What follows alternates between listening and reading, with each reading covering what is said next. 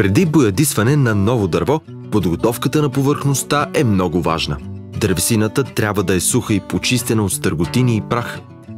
Най-напред рендосаната дървесина се шлайфа с шкурка. Това ще отстрани от повърхностния слой остатъци от машинното рендосване. Тези остатъци предотвратяват проникването на боята в структурата на дървото и закрепването на повърхностния филм. Диаграмата ясно показва, че най-важното за постигане на дълготрайност е правилно нанесеният първи слой. Дървото обикновено абсорбира първия слой в рамките на 10-15 минути, така че нанасяме още един или два слоя. Пребоядисваме, докато дървото попива Естетик Профи.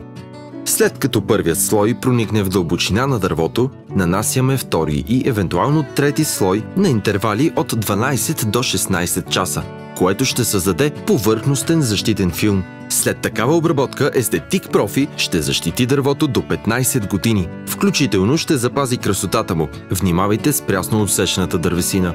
Тя съдържа 30-40% свободна вода.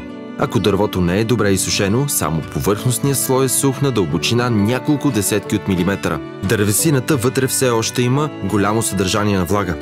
На диаграмата можем да видим как ще изглежда покритието върху мокро дърво. Алкидното свързващо вещество на Естетик Профи съдържа висок процент масла и затова не може да проникне в структурата на дървесина пълна с вода. Поради тази причина Естетик Профи е напълно неподходящ за такъв дървен материал. Такъв повърхностен филм ще бъде нестабилен, незакрепен и не може да защити дървото в дългосрочен план. Бухемит БГ